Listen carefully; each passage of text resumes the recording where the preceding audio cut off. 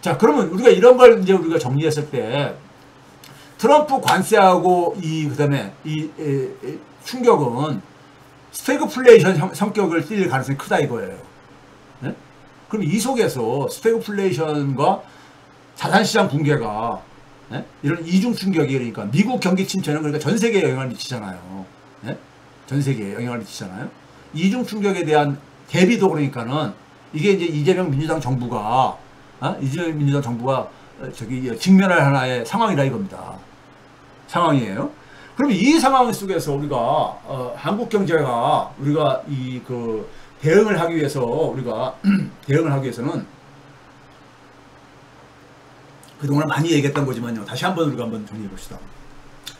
제가 대학생들 강연하면서 이런 얘기했어요. 한국 경제를 이해하는 데 속에서 하나의 지표를 가지고 하나의 지표가 다 설명할 수 있는 여러 가지가 있지만 여러 가지가 다 연결되어 있기 때문이지만 하나의 지표를 소개한다면은 이 지표를 소개하고 싶다 해서 제가 소개한 건데 이게 바로 뭡니까? 여러분들한테 제가 여러 번 보여준 거죠.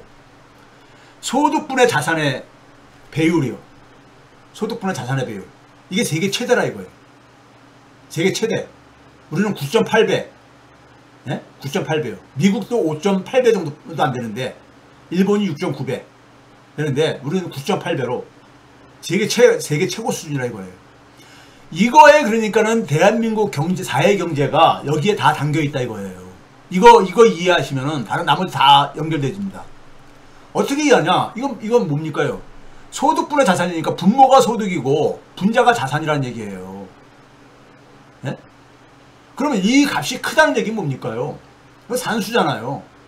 분모, 소득 증가율이 그러니까 낮아도 그러니까 클 수도 있고 반면에 분자에 있는 자산의 가치의 증가율이 빨라도 이게 값이 커질 수가 있잖아요.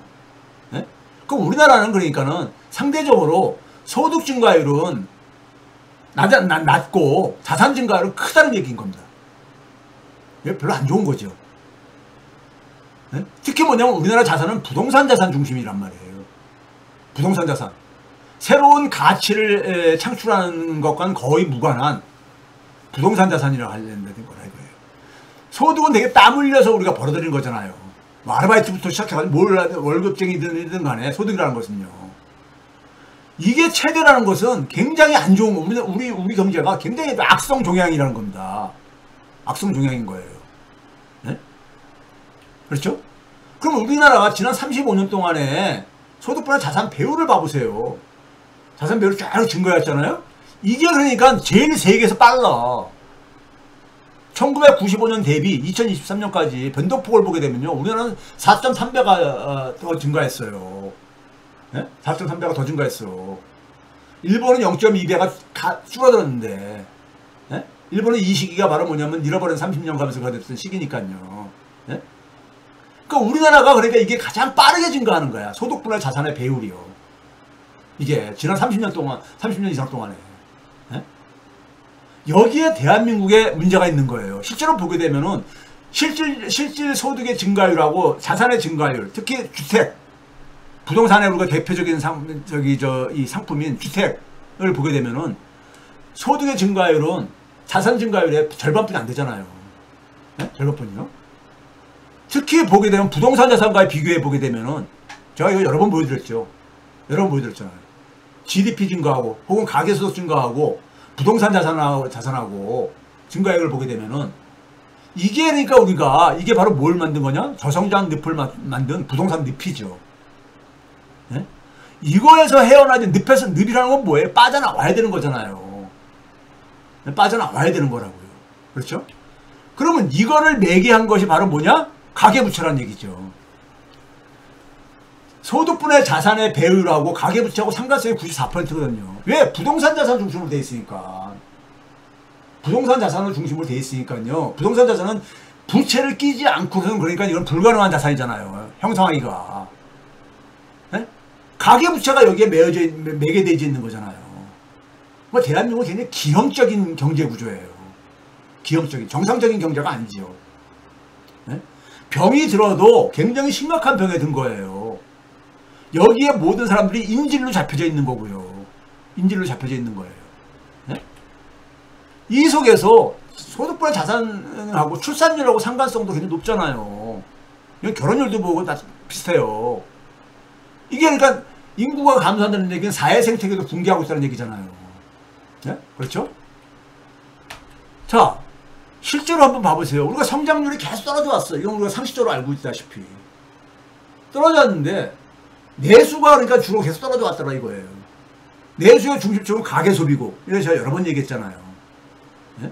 여러 번 얘기했잖아. 그렇죠? 그런데 아이러니하게 윤석열 정권에서 오히려 가계소비가 문재인 때보다 더 높게 그러니까는 조금 높아지잖아요. 네? 앞에 그러니까 10년보다도. 네?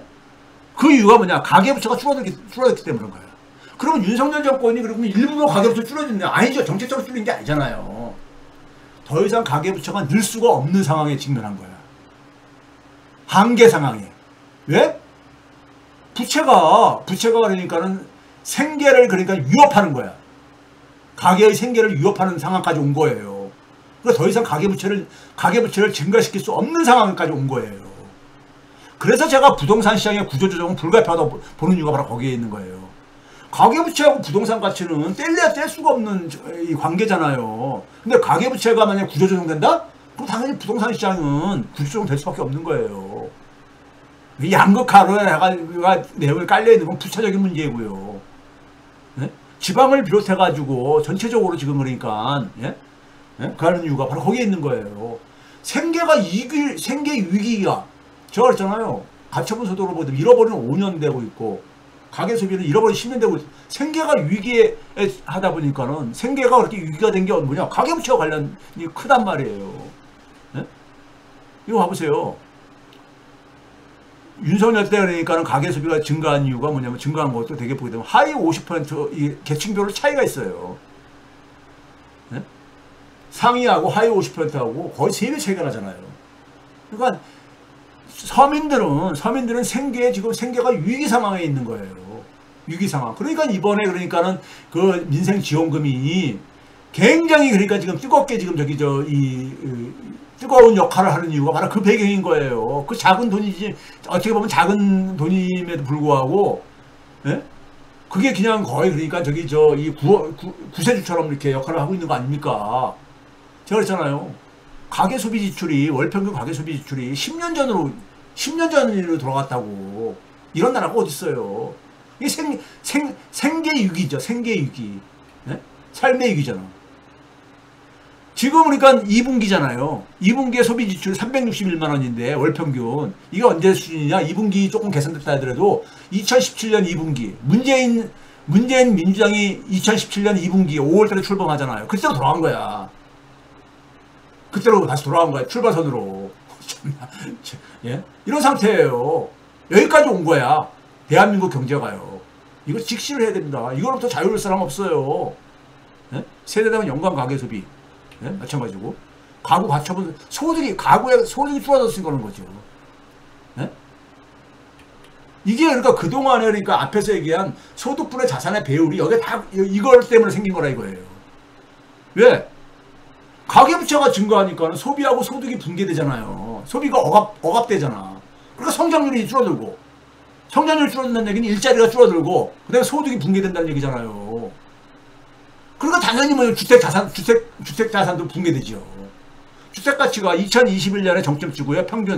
우리나라 전국 평균 주택 가격이 3억 8,500만 원에 정점 찍고, 지금 어디까지 떨어졌습니까? 이게 명목 가치 3억 6천만 원인데 실질 가치로는요 더 많이 떨어졌어요. 물가를 고려하게 되면요 거의 6천만 원 떨어졌어요. 2021년 대비. 네? 평균 주택 가격이요. 그러니까 이게 한계 상황에 온 거야. 한계 상황. 왜? 가계부채를 더 이상 그러니까 가계부채가 늘어날 수가 없는 구조가 돼버린 거야. 가계부채가요. 가계부채를 더 늘렸다가는 예? 먹고 살기도 힘들게 돼버리는 거야 지금. 그러니까 우리나라 제가 뭐랬습니까? 그러니까 우리나라가 보면 내수가 계속 줄어들잖아요. 가계소비가 계속 줄어들잖아요. 이게 그러니까 성장률을 계속 줄어들이는 거라고 제가 얘기했잖아요. 그러니까 당연히 뭐가 박살나겠습니까? 자영업이 박살나지. 자영업은 내수에만 의존하는 업종이잖아요. 가게가 소비를 해야 되고 가게가 소득이 그러니까 있어야 되는 거잖아요. 우리나라만의 초양극화가 있다 그랬죠. 우리나라만의 양극화입니다. 네? 지금 급여생활자하고 급여생활자, 남한테 고용돼가지고 이 생계를 살아가는 사람들, 그 다음에 뭐냐면 자기 사업을 하는 자영업자, 흔히 말하는 이들의 평균 소득의 격차가 35%까지 내려왔다는 거 아닙니까? 이건 전 세계에서 이거 볼 수 없는 현상이에요. 우리가 흔히 말해서 많은 사람들이 불평등을 얘기할 때 정규직, 비정규직, 무슨 뭐 대기업, 중소기업, 종사자 이런 얘기하죠. 이것보다 더 심한 게 바로 우리가 이 급여생활자하고 자영업자예요. 자영업자가 규모가 작다면은 이거를 그러니까 우리가 그냥 저거를 처벌해도 돼. 근데 자영업자가 거의 가족 종사자까지 하게 되면 650만 명이니 이게 적은 게 아니잖아 이게요. 이거하고 출산율이 93% 상관성이요. 네? 불평등이 그러니까 출산율, 결혼율의 그러니까 가장 첫 번째 요인입니다. 경제 이론적으로요. 노동경제학 교과서에 나오는 얘기예요. 불평등이 그러니까요. 쉽게 얘기해서 네? 비정규직 노동자 결혼하기 쉽지 않잖아요. 그건 상식이잖아요. 네? 가계주택자산과 출산율 상관성 비슷해요. 왜 그렇겠습니까? 내수가 이렇게 찌그러드는 이유가 바로 가계부채와 관련되어 있고, 가계부채는 부동산 가치와 관련되어 있는데, 부동산 중에서 특히 주택이 대표적인 부동산 자산이잖아요. 그러니까 이게 연결이 안 될 수밖에, 이게 상관성이 높지 않을 수가 없는 거죠. 네? 대한민국은 지난 35년 넘게요. 성장률이 떨어질 때, 성장률이 떨어지니까는, 고성장 시기에서 떠나니까는, 거기서 뭘 그랬습니까요? 가계를 희생시키면서, 수출을 지원해줬단 말이에요. 가계를 희생시키면서, 임금 인상 억제하고, 기업이 정규직보다 비정규직 선호하는 걸 지원해주고, 제도적으로. 네? 지원해주고. 그리고 뭐냐면, 기업들에게 그러니까 환율로 지원을 해주고, 세제로도 지원해주고, 기업은 거기다가 뭐냐면 이제 이 생산비 낮추기 위해서 해외로 나가거나 자동화를 한다거나 뭐 이렇게 등등 하면서 가계가 그 속에서 그러니까는 가계 신축, 그러니까 내수가 그러니까 가계 소비가 역할이 줄어들고 내수가 줄어들고 성장률이 줄어들어. 거기다가 수출이 안 좋으면은 어떻게 됩니까? 가계들한테 이제는 부채를 땡겨서 써라. 네? 부채를. 그러니까 내수하고 수출이 안 좋은 상황 속에서 유일하게 출구가 뭐였습니까? 부동산 경기 부양이 있죠, 뭐. 네? 부동산 경기 부양. 건설 경기 부양이요. 그러면 서민들은 주택가격 올라갈까봐 불안해가지고 열심히 돈 빌려다가 주택에 투기를 하는 것이고요. 네? 그 상황 속에서 가계부채가 증가하니까 소비가 억압되고, 소비가 억압되니까 성장률이 둔화돼지고, 일자리가 약해지고, 네? 그러니까 결혼을 못하지요. 출산을 못하지요. 네? 주거비는 많이 들지요. 이거는 그냥 복잡한 거 아니에요. 일반 사람들 이해하는 데 속에서. 네? 제 얘기 어렵습니까? 이거 봐보세요. 가계부채하고 혼인율 상관성. 네? 왜 이게 연결돼 있겠어요, 이게요? 이게 왜 연결돼 있겠냐? 가계부채하고 부동산 자산, 그 다음에 주거비용. 주거비하고 혼인율하고 밀접한 영향이 있거든요. 두 번째로 높은 요인입니다. 불평등 다음으로요. 주거비가. 네? 결혼하려면 집을 장만해야 될 거 아닙니까? 살 집을, 전세든 뭐든 어디가네요. 네? 이게 영향을 안 미치겠어요? 결혼을 안 하는데 어떻게 출산을 하겠어요? 대한민국 같이 그러니까 비혼 출산에 대해서 굉장히 부정적인 이런 이미지가 있는 나라에서요. 네?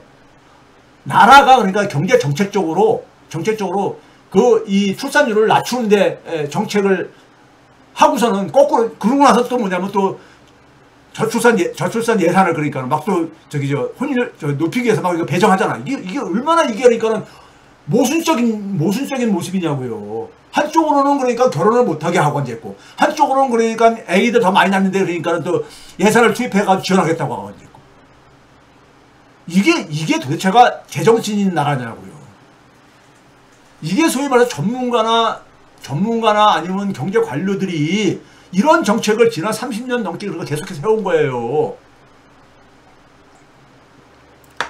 한쪽으로 스스로 그러니까 정부가 뭐냐면은 결혼율을 낮추게 만들고 나서 그 다음에 뭐냐면 출산율 떨어지니까 출산을 장려하는 예산을 그러니까 배정해.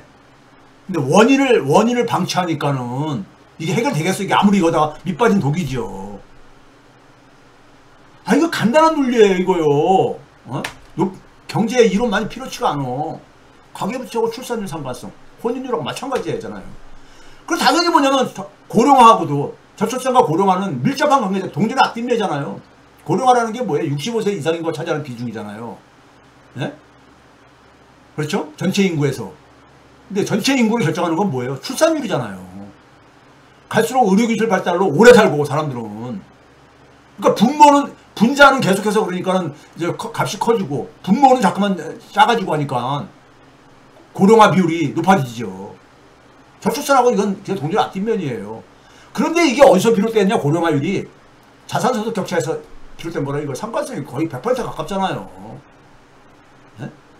이게 왜? 앞에서 다 제가 얘기했잖아요. 앞에서 다 얘기했잖아요. 자산소득 격차하고 가계부채하고 그 속에서 결국 결혼율, 출산율, 네? 그리고 고령화율로 쪼르서 연결되는 걸 얘기했잖아요. 이 출발이 어디에 자산소득 격차가 다 반영한다 했잖아요. 네? 이거 이해하기 어렵냐고요.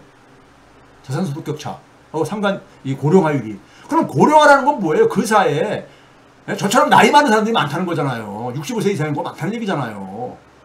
그럼 노동 생산성은 젊은 사람보다 떨어지죠. 경제 성장에서 핵심이 뭐예요? 노동 생산성이잖아요. 네? 1인당 그러니까 생산 능력이 그러니까 떨어지죠. 그리고 당연히 성장률도 떨어뜨리지. 성장률을 떨어뜨리지. 자산소득의 격차가 커질수록 고령화가 증가해. 생산성이 떨어져. 경제성장 증가율이 떨어져. 그러면 이재명 정부가 성장을 회복시키겠다 한다면 이거 해결 안 하면, 원인을 해결 안 하면 이게 되냐고, 이게요.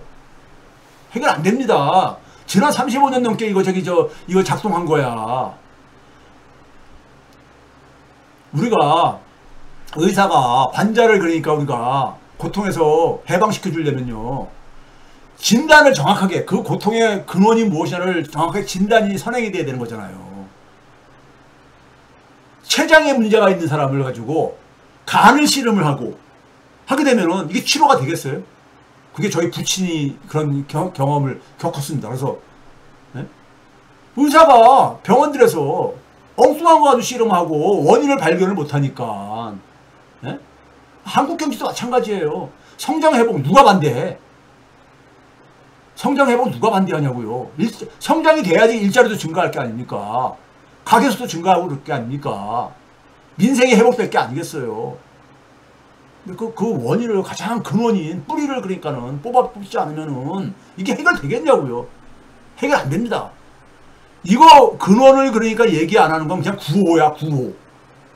경제 성장을 달성하겠습니다.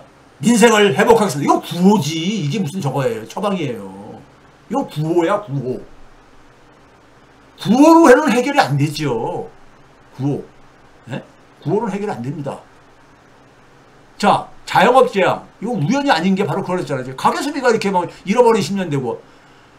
1인당 자영업자 1인당 소매 판매액이요. 지금 2020년 코로나 팬데믹 터졌을 때보다 지금 더 떨어졌잖아요. 네? 그것도 아직 회복이 안 되고 있어.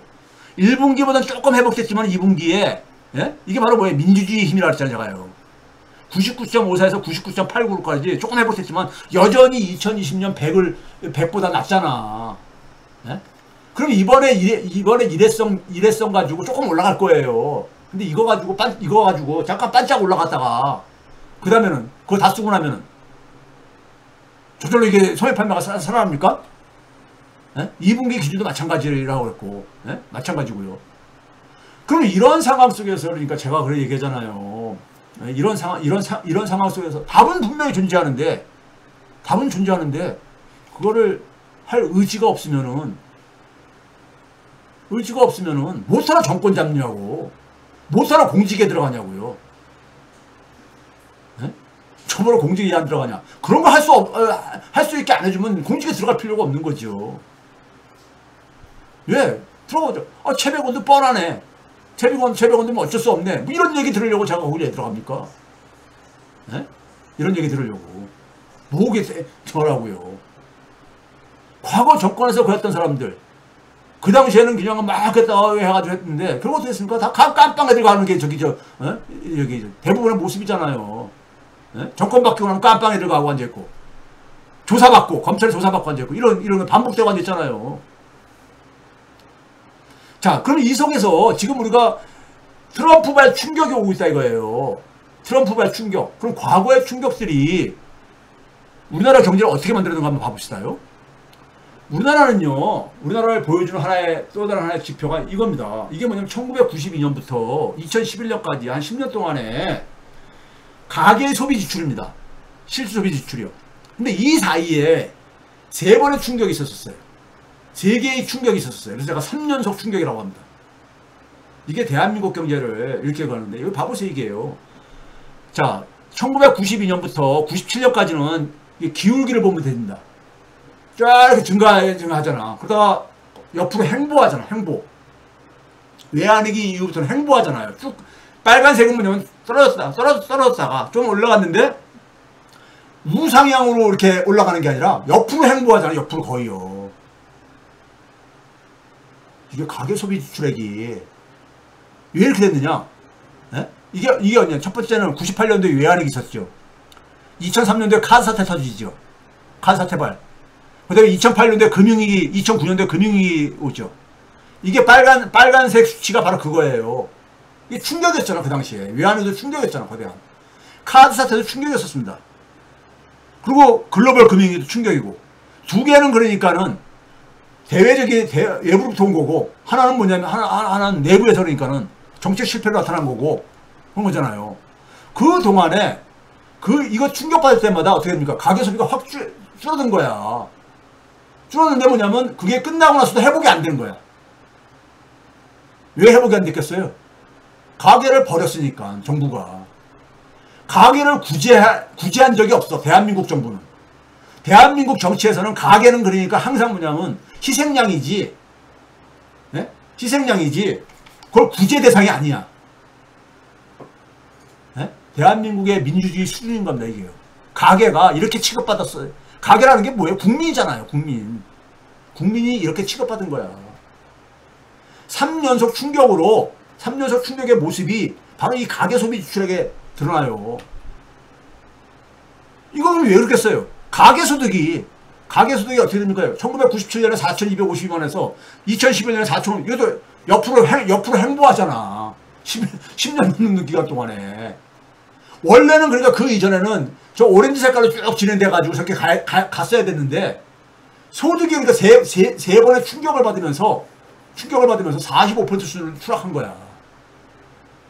가게가 돈이 없으니까, 쓸 돈이 없으니까는 앞에서 봤었던 소비를 할 수가 있어요? 소비를 안 하니까 자영업이 계속해서 망가지는 거야. 자영업 수치가 한 92% 있던 게 계속 줄어들었다 그랬잖아요. 급여생활자 소득에. 이거 있잖아요. 경제 전문가들 결혼하는 사람들이 그냥 복잡한 이론 얘기할 필요가 없는 거야. 네? 명약관을 하잖아요. 원인도 명확하고, 예? 가계소득을, 가계가 그러니까는, 이 경제가 나빠지게 되면 어떻게 됐습니까? 미래소득을 땡겨서, 뭡니까? 빚을 내가지고, 경기 부양하는데 역할 좀 해줘. 이런 것만으로 삼은 거야. 이런 걸로만. 그리고 기껏해야 뭐냐면은, 빚이 막 쌓이다 보면 그러니까는 무슨 부채 탕감, 일부. 이런 걸로 그걸 때운 거야. 때우면서. 네? 가계를 그러니까 내동댕이 친 거예요. 이게. 가계 소비 지출이 이렇게 하니까 벌어지는 거야. 그러니까 원래 추세보다도. 네? 3차례 연속 충격을 받으면서. 그럼 가계 소비 지출이 하니까 당연히 뭡니까? 내수의 성장 기여도가 떨어지죠. 그러니까 성장률이 떨어지죠. 자영업자가 망가지죠. 타협이 관련되어 있는 거야. 일자리가 망가지지요?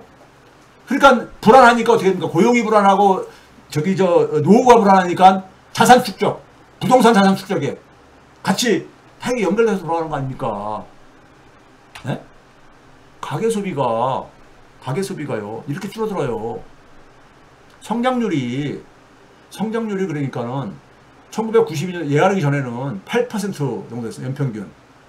그리고 가계소비가 한 4.3%였는데, 그 이후에 13년 동안에는 성장률이 거의 반토막으로 4.9% 쭉 떨어지고, 예? 가계 소비는 1.85%로 뚝 떨어졌잖아요. 배경이야 이게. 성장을 회복시키려면요, 그러니까 가계 소비, 가계 소득 강화 안 하면은 이거 어떻게 해결하겠어요? 이게 어떻게 해결돼? 예? 도대체 이게 어떻게 해결되냐고요. 자, 그 다음에 그러면 이 상황 속에서, 똑같은 상황 속에서요, 뭐만 제대로 갔는가 봐보세요. 소득은 파란 선이 소득이야. 근데 가계의 그러니까 주택가치는 이거 계속 증가하잖아. 소득하고 소비는 망가지는 상황 속에서 주택가의 가치는 계속 증가한 거야. 왜? 건설경기 부양과 가계부채 동원해가지고 건설경기 부양에 지원하라고 했으니까. 노후가 불안하니까. 예? 유일하게 계속해서 성장하는 게 뭐냐? 부동산 자산인 거야. 특히 주택자산을 중심으로. 예? 이게 다 맞물려서 돌아가지 않아요? 이게 그러니까 세 차례 충격에서 나타나는 현상들이에요. 4차 충격이 뭡니까요? 코로나 팬데믹 충격이지. 코로나 팬데믹 때도 봐보세요. 2011년 이후에 쭉 이렇게 그 기후기를 가지고 4,080에 4,380으로 쭉 증가했었어. 소비 지출액이요. 그 다음에 코로나 맞으면서 푹 떨어지잖아. 그게 아직도 회복이 안 되고 있잖아. 작년까지. 에? 2019년 수준이 회복이 안 되고 있잖아. 가게를 그냥 내동댕이 친 거야. 그냥 방치하는 거예요. 그래서 잃어버린 10년으로 갔다는 게 제가 그거잖아요. 그러니까 2017년보다 더 적응 규모니까는. 예? 이런 충격이 올 때마다, 충격이 오면 어떻게 됩니까? 당연히 그 속에서 그러니까는 경제가 그러니까 저거 할 때, 그때 뭐냐면 가게는 그러니까는 되게 뭡니까요? 가게는 버리는 카드야. 즉 일반 국민은 버리는 카드야. 이 일반 국민이 버려지는 이유는 뭐예요? 정부의 실종, 정치의 실종이죠. 결과죠. 대한민국이 어떻게 함께 살아가는 집입니까, 이게요. 대한민국에 제가 사회가 실종됐다 그러잖아요. 사회라는 것은 함께 살아가는 집입니다. 근데 그 속에서 힘 있는 사람들만 그 안에서 살고 나머지는 다 그러니까 내쫓기는 게 이게 무슨 집이에요, 이게요. 이게 무슨 사회야. 예? 이게 4차 충격이 이 결과예요. 이게 왜 그렇습니까? 소득이 더 쭉 떨어지잖아요. 소비를 규정한 건 다 소득이에요, 소득. 가계소득이 쭉 떨어지잖아요. 가계를 그러니까, 가계 구제? 이런 거는 아예 염두도 없는 거야. 대한민국 정부나 정치는요. 그 가계가 그러니까 생계에 내몰리지, 당연히 그러니까. 소득이 줄어드는데 어떻게 소비를 해요? 먹고 살기 힘들고, 아우성인들인데. 예? 여러분들 제가 지금 얘기하는 게 이게 어려운 얘기입니까? 예? 근데 알면서도 침묵을 하고 있으면, 국민들이 침묵을 지키고 있으면요. 그러니까 그 사람들은 뭐냐면 개돼지라고 하는 거예요. 국민들을. 여러분 불편한 얘기지만.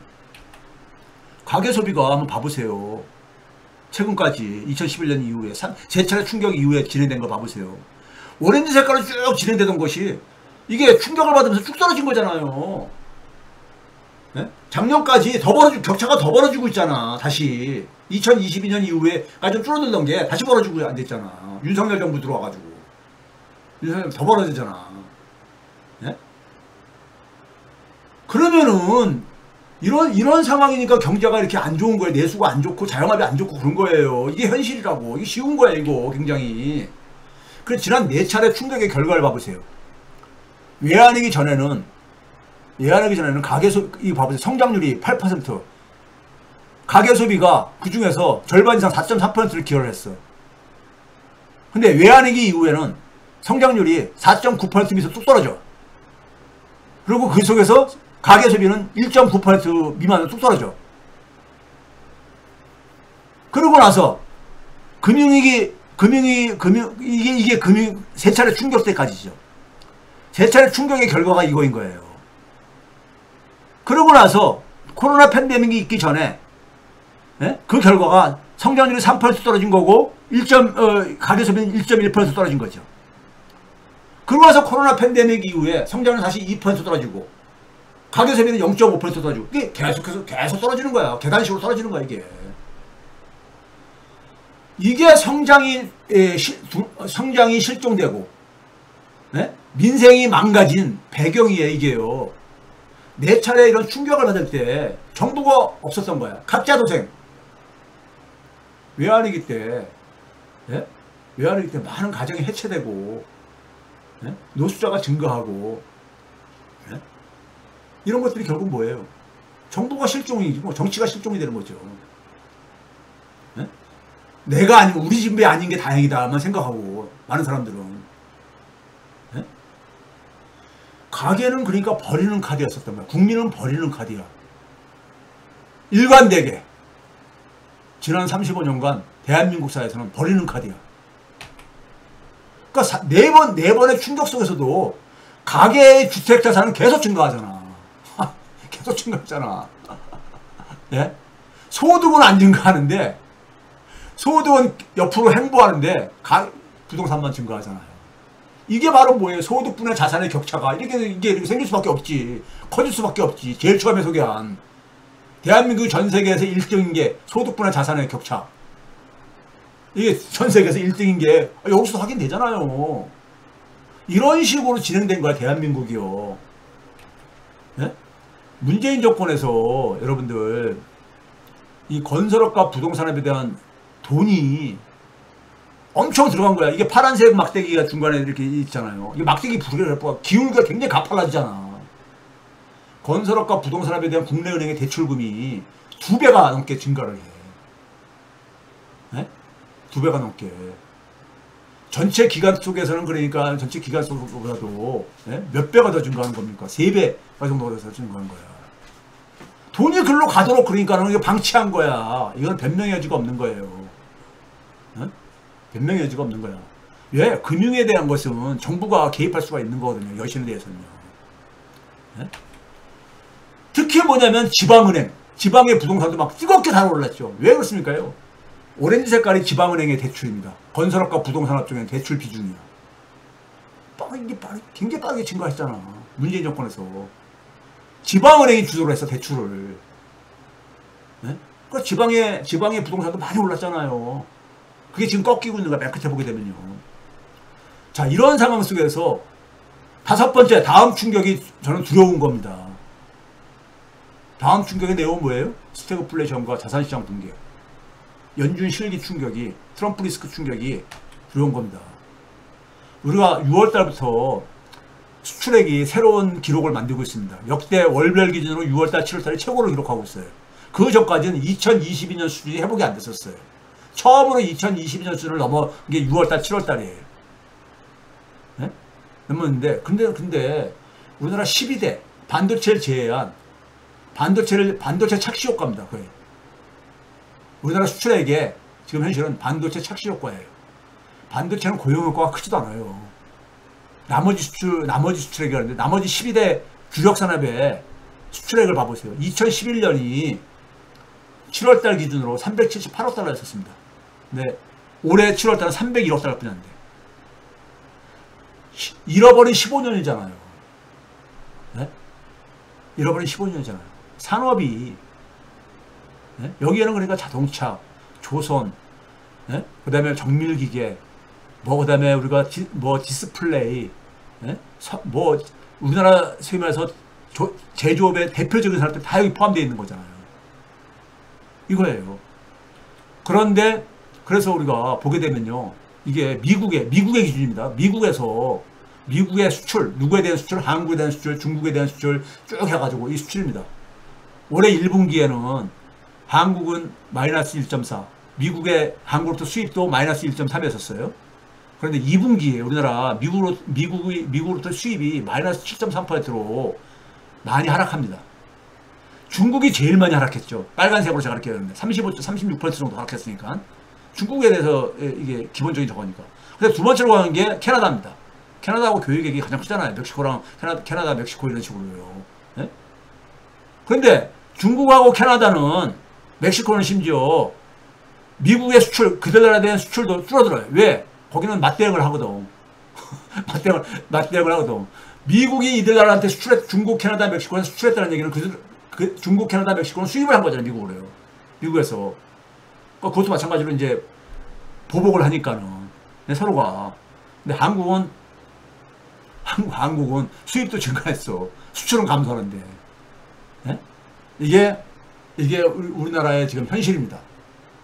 거기다가 여러분들 지금 우리는 지금 AI에다가 우리가 사활을 걸잖아요. 지금 이재명 정부가 AI 3대 강국을 그러니까 목표로 내세워가지고요. 그런데 우리 현실을 보게 되면요, 우리가 모든 산업은요 생태계 개념으로 봐야지만 제대로 이해됩니다. AI의 산업의 생태계를 주도하는 거는 엔비디아죠. 거기에 밑에 TSMC가 있고 SK 하이닉스나 삼성전자가 있는 거잖아요. 근데 이거 봐보세요. 이거 봐봐. 2025년 상반기 실적입니다. 올해 1월달부터 6월달까지요.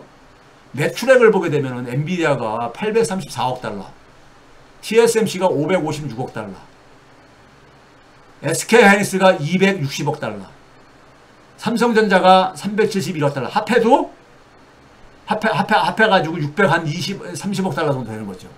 영업이익을 보면 근데 영업이익을 보게 되면 엔비디아가 457억 달러, TSMC가 273억 달러, SK하이닉스는 119억 달러, 삼성전자는 10억 달러.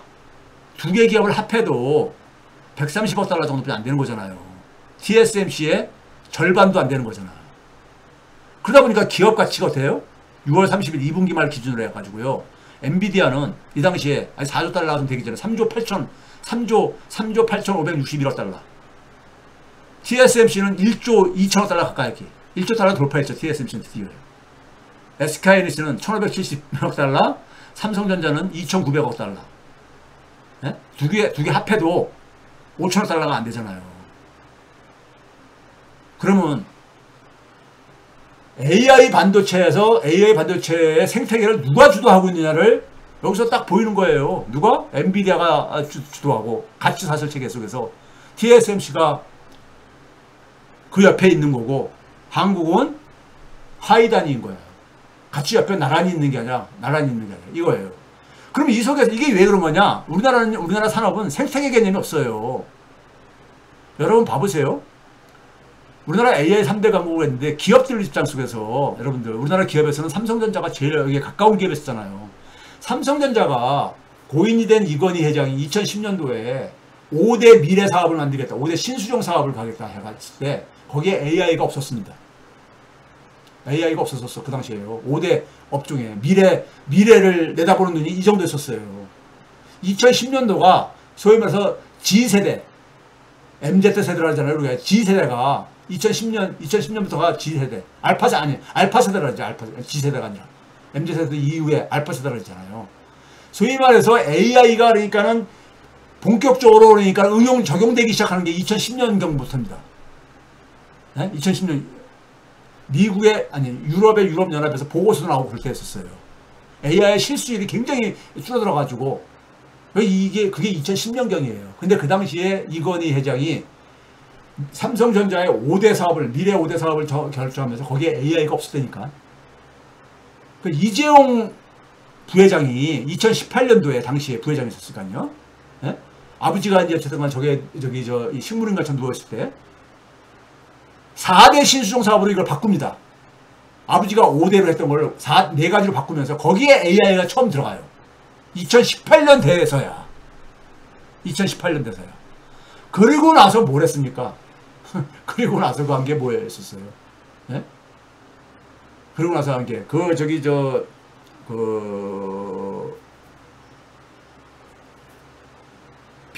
비브랩슨가를 인수를 해가지고, 인공지능 비서, 그 상품, 이제 거의 쓰지 않으니까 기억도 안 나는데, 지금 인공지능에 있어서 삼성전자가 얼마나 초라합니까? 네? 반도체조차 제대로 지금 설정을 못하고 있고, 네? 하드, 이 메모리 부분이든 아니면 파운드리 부분이든 간에요. 자, 이런 상황 속에서 문재인 정부가, 국가는 어떻게 되겠습니까? 문재인 정부에서 코로나 팬데믹 하면서 디지털 뉴딜을 표방을 했어요. 여러분들 잘 기억하시겠지만. 디지털 뉴딜. 네? 제가 그때도 이것도 플랫폼 개념으로 이걸 접근해야 된다 해가지고 나중에 플랫폼을 끼워 넣더라고. 네? 정부 정책 그 보고서에. 근데 이것도 구호야. 디지털 뉴딜. 플랫폼 경제 활성화시키겠다. 그러면 뉴딜 펀드도 조성했잖아요. 근데 지금 뉴딜 펀드 누구 지금 저거 하는 사람 있습니까? 뉴딜 펀드에 돈 넣는 사람도 있냐고요. 지금 우리가 이재명 정부가 AI 반도체 생태계 개념으로 모든 것을 접근하는 것은 이건 다행스러운 거예요. 그런데 접근한다고 해서 완성되지는 건 아니죠. 우리의 나라에 그동안에 미래 신성장 동력산업 육성이라는 것이 사실 노무현 정부부터 시작해가지고 제대로 된 게 없어요. 왜? 생태계 개념이 없다 보니까. 생태계 개념 없이요. 외치는 건 그냥 구호입니다. 구호. 정권 바뀌면은 사라져버리는. 또 세계의 관심이 그러니까 시들해지면 또 다른 걸로 바꾸고. 이게 반복되어 왔어요. 네? 지금 근데 여기다가 또 트럼프는 반도체까지 관세를 가겠다. 뭐 의약품 관세를 하겠다. 네? 삼성전자에 지금 저기 핵심이 반도체하고 저기 의약 저건데 삼성바이오 저기 저 뜻이요. 네? 우리나라 수출이 지금 이런 상황에 있습니다. 이런 상황에. 그럼 이런 상황 속에서 지금 스태그플레이션과 자산시장 충격이 오게 되면 저는 대한민국 경제가 어디까지가 될지 이게 상상이 안 가요. 지금 성장률이 지금 그러니까 1%를 그러니까는 지금 이 민생지원금 투입을 해가지고 1%를 달성을 하냐 못하냐 지금 이거 가지고 하잖아요. 네? 그런데 그 일회성으로 그거 끝난 다음에 뭘로 이제 갈 겁니까? 이거 지금 반도체 생태계, AI 생태계는 이게 하루아침에 됩니까 이거요? 네? 지금 계속해서 예로부터 충격이라는 것은 계속 충격은 지금 저쪽에서 해일이 그러니까 계속 밀려오듯이 지진이 나가지고 이게 그러는데 이거 저는 그래서 이 지금 5차 충격이 저는 지금 끔찍한 거예요 지금요. 이게 어떻게 우리한테 지금 갈지. 그럼 이 상황 속에서 결국 뭡니까? 우리가 산업생태계 만드는 거는 만들고 해야죠. 하는데 이거 시간이 걸려요. 수출 굉장히 지금 위기잖아요. 네? 그러면 내수를 강화해야 되잖아요. 지금 대한민국의 경제생태계, 사회생태계가 다 망가졌어. 인구 문제든 성장률이든 민생이든 다 망가졌어. 그 원인을 제가 뭘로 구했습니까요? 소득분의 자산 배율이 왜 제일 빠르게 증가하고 빠르게 진행되고 지난 35년 동안에 대한민국이 세계 최고 수준이 됐냐 이거예요. 여기에 대한 성찰 없이는 그 속에서 지난 35년 동안에 그런 충격이 올 때마다 소위 말해서 위기가 전개될 때마다 가계와 국민은 그러니까는 희생양으로만 삼고 네? 이거를 바꾸는 게 이걸 바꿔야지만이 이걸 바꾸는 게 바로 뭐예요? 이게요? 억강부약 대동세상이죠. 이거 안 바꾸는데 어떻게 억강부약과 대동세상이 이게 실현됩니까? 네? 이거 안 바꾸는데 어떻게 성장률을 높이고 어떻게 그러니까 민생이 회복되어집니까? 경제는 어려운 거 아니에요. 상식의 세계입니다. 상식의 세계. 그래서 제가 지금 트럼프발 리스크가 연준에 그러니까 연준이 지금 그러니까는 잘 해오던 데가 그나마 예? 지금 거기도 이상한 지도자를 만나가지고 예? 이게 지금 스텝이 꼬이는 거예요. 지금 스텝이 꼬인 거예요. 스텝이 꼬인 거죠. 역사라는 것은요 그런 작은 사건들이 뭐 히틀러가 나와가지고 그러니까 세계에 그러니까 엄청난 그러니까 비극을 만들어냈듯이 네? 어떤 거는 사소한 데서 그런 비극은 시작되는 겁니다. 비극은 시작되는 거예요.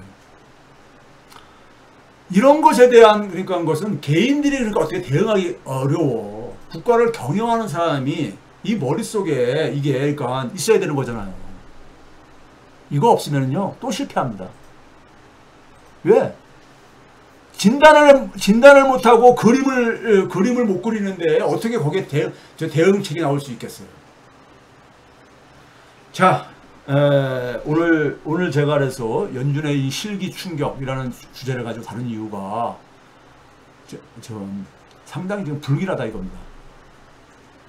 여러분들은 개인적으로 거기에 대해서 그러니까 뭐 주식 투자 대응을 하는데 참고를 하려고 하는지 모르겠지만 대한민국은 함께 살아가는 집입니다.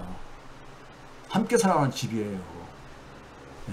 아무리 정부와 정치가 그러니까는 국민을 그러니까는 내동댕이 쳐도 국민은 그러니까 정치와 정부를 바로 잡도록 같이 힘을 합해야 돼요. 그래서 제가 대학생 그 연합동아리에 강연지 매달려서 갔던 이유가 자기들이 함께 그러니까 사회 문제를 그런데 목소리를 내고 싶다고 그래서 제가 그랬습니다. 사람은 개인적으로도 꿈을 꾸지만은 함께 꿔야 되는 꿈이 있다. 함께 꿔야 되는 꿈들이 있다. 이런 얘기를 했어요. 그래서 제가 여러분들이 그게 기특해가지고 제가 오늘 강연을 제가 수락하고 온 거다. 해가지고 강연을 하고 왔거든요. 그런 점에서 우리 사회도 마찬가지입니다. 국민들이 제가 이런 방송으로 이 강의를 하면서 여러분들에게 하는 것은 혼자서만 그러니까 생존하려고 하면은 제가 이거 하는 의미가 없어요. 하는 의미가 없어요. 네? 제가 방송 계속하게 하려면은 여러분들이 제 취지를 잘 이해를 해 주셔가지고 같이 함께 어깨동무하고 함께 그러니까는 우리 사회를 바꿔나가야 되는 겁니다. 함께 살아갈 수 있는 집으로 바꿔나가야 되는 거예요. 그래서 제가 민생 회복과 경제 성장하는 데 속에서 필요 조건이 뭐냐 했었어요. 지난 방송에서 얘기를 했잖아요. 우리가 사회 공공 지출에 OECD 평균보다 5.9%가 부족한데 그 규모면은 뭐예요? 4인 가족 기준으로 1년에 1,200만 원을 줄 수 있다. 한 달에 100만 원씩 줄 수 있다. 사회소득을 제도화해야 된다. 그걸 할 수 있는 방법은 증세가 지금 막 가는데 엉뚱한 거 가지고 지금 접근하고 있는 거예요. 증세 필요하죠. 근데 부차적인 거야. 국민들한테 신뢰를 얻고 난 다음에 해야 돼. 제가 뭐랬습니까? 공제를 수술하자 이겁니다. 조세체계에 공제를 수술하게 되면은 그 규모가 거의 비슷하다고 그랬잖아요. 네? 이 얘기를 이해 안 가는 사람들은 과거 방송 제가 여러 번 얘기했으니까 그거 참고해 보세요. 아주 단순한 방법이잖아요. 단순한 방법. 그러면요, 1년에 우리 하위 50% 가구들은요, 네? 하위 50% 가구들은 1년에 1,200만 원 정도씩 4인 가족 기준으로 1,200만 원씩 수입이 들어오세요. 생계 문제 대부분이 해결됩니다. 적은 돈이에요. 한 달에 100만 원이 4인 가족 기준으로요. 네? 그 위로 올라가서 조금 줄어들지만은 네? 이게 소득이 낮은 사람일수록 혜택이 더 크니까요. 네? 그리고 그걸로 인해서 불이익을 보는 사람은 소수지만 그 사람들은 먹고 공제 없어도 먹고 살 만한 사람들이에요. 공제 혜택 좀 줄어들어도. 네? 자, 이것조차도 우리가 못하면서 우리가 억광부약과 대동세상, 이건 제가 볼 때 망상입니다. 망상이야. 네? 가장 실용적인 정책을 제가 제시해 주잖아요. 네? 제가 왜 이런 얘기를 하냐? 학생들과 내 자녀들이 살아갈 나라기 때문에 제가 이러는 겁니다. 그렇지 않으면 저도 우리가 제 개인만 그러니까 챙기고 살면 돼요. 네? 자, 여러분들에게 여름 더 무더위 속에서 살아가는데 우리 경제 이해하는 거 아주 쉽지 않아요? 너무 쉽지 않아요? 문제가 어디에 있는지요? 왜 쉽지 않냐고요. 근데 우리가 또 5차 충격이 올 때 우리가 윤석열 정권에서 각자도생이라는 말이 있겠는데 예? 이거 근본적으로 해결 안 하면요 여전히 각자도생 사회가 계속 진행되는 거야. 억광부약 대동세상 못 만들면요.